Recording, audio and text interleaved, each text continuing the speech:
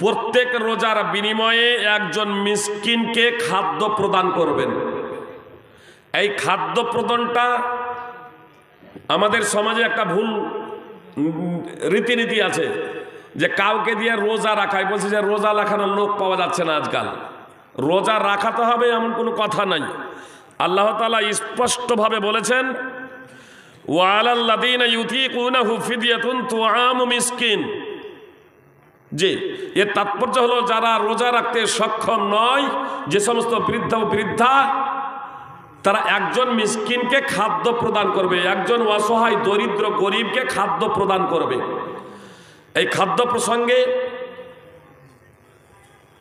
উল্লেখ রয়েছে সাহাবায়ে কেরাম থেকে, অর্ধ সা।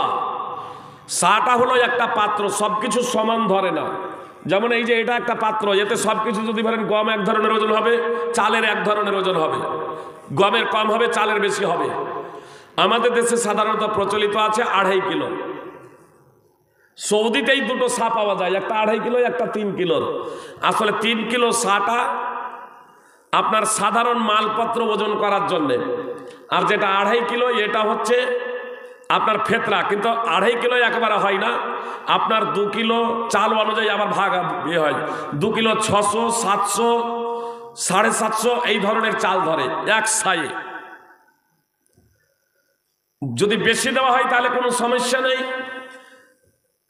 এজন্য অর্ধসা প্রায় যদি 1.5 কিলো যদি দিয়ে দেন তাহলে গেলে খুব ভালো। 1.5 কিলো দিয়ে দেবেন, 1.5 কিলো। আর যদি কারো কাছে সা আছে তাহলে সায়ে অর্ধসা করে দিয়ে দেন, মানে 1 সা পূর্ণ দিয়ে দেবেন। 2টা রোজার 30টা রোজার 15 সা। জি, মানে অর্ধসা। আপনার অর্ধসা প্রায় 1 কিলো 350 হয়, প্রায় চাল 1 কিলো 350। আর শুকনো যদি গম যদি হয় তাহলে শেখ ওসাইমিন রাহিমাহুল্লাহর তথ্য অনুযায়ী মানে 1 সা গম মানে 2 কিলো 400, তাহলে হবে আপনার 1 কিলো 200 গম।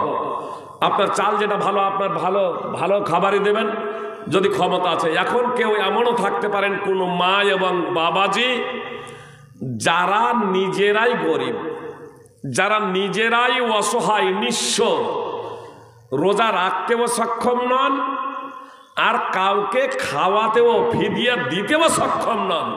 তাহলে জেনে রাখবেন যে আপনাদের জন্য এটা মাপ। কাদের জন্য? যাদের ফিদিয়া দেওয়ার ক্ষমতা নেই, তাদের জন্য এটা মাপ।